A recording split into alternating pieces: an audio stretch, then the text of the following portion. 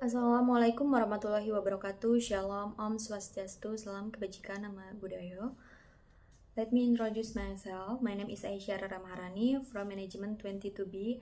I will read the material for the Economic Statistics course.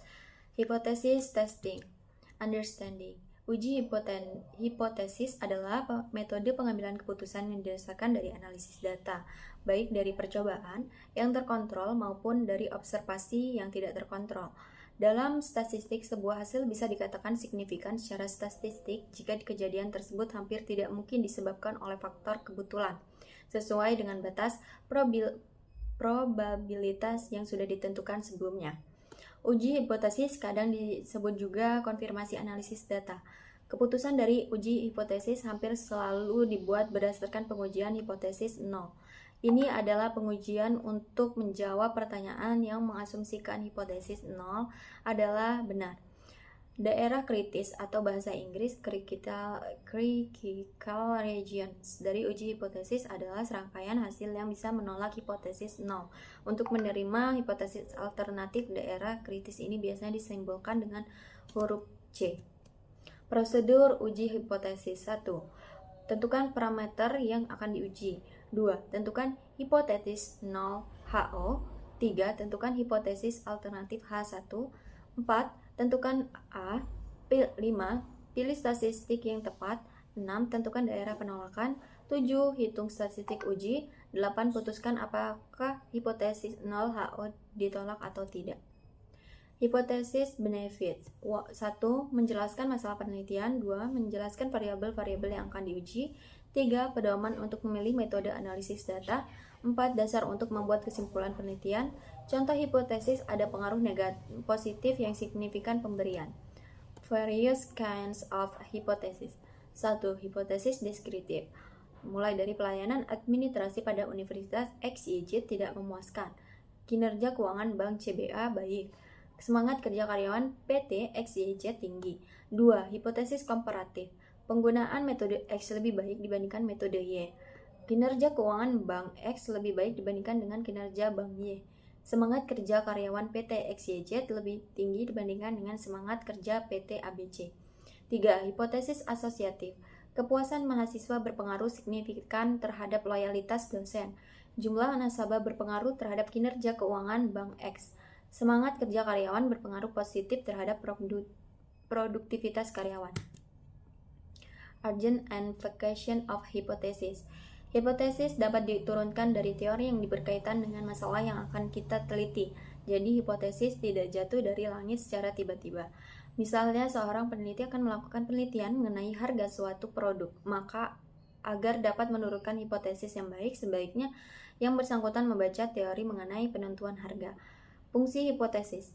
Hipotesis merupakan kebenaran sementara yang perlu diuji kebenarannya. Oleh karena itu, hipotesis berfungsi sebagai kemungkinan untuk menguji kebenaran atau suatu teori. Jika hipotesis suatu sudah diuji dan dibuktikan kebenarannya, maka hipotesis tersebut menjadi suatu teori.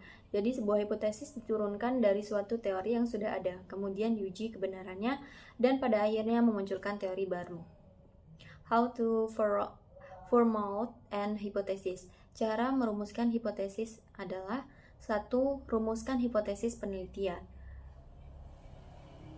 2. Hipotesis operasional. Dan 3. Hipotesis statistik. Research hypothesis. Hipotesis penelitian ialah hipotesis yang kita buat dan dinyatakan dalam bentuk kalimat. Sebagai contoh, yang pertama ada hubungan antara gaya kepemimpinan dan kinerja pegawai. Yang kedua ada hubungan antara promosi dan volume penjualan. Operational hypothesis. Hipotesis operasional ialah mendefinisikan hipotesis secara operasional, variabel-variabel yang ada di dalamnya agar dapat dioperasionalisasikan, misalnya gaya kepemimpinan dioperasionalisasikan sebagai cara memberikan instruksi terhadap bawahan. Kemudian kinerja pegawai dioperasiasikan sebagai tinggi rendahnya pemasukan perusahaan.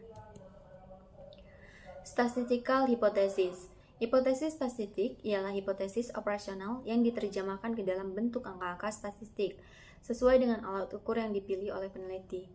Dalam contoh ini, asumsi kenaikan pemasukan sebesar 30%, maka hipotesisnya berbunyi sebagai berikut. HO banding P sama dengan 0,3, kemudian HI banding P sama dengan 0,3. Hipotesis testing. Hipotesis yang sudah dirumuskan kemudian harus diuji. Pengujian ini akan membuktikan HO atau HI H1 yang akan diterima. HO tidak ada hubungan antara cara memberikan instruksi terhadap bawahan dengan tinggi, min rendahnya pemasukan perusahaan. H1 ada hubungan antara cara memberikan instruksi terhadap bawahan dengan tinggi, min rendahnya pemasukan perusahaan. Jika H1 diterima maka HO ditolak. Artinya ada hubungan antara cara memberikan instruksi terhadap bawahan dengan tinggi, min rendahnya pemasukan perusahaan.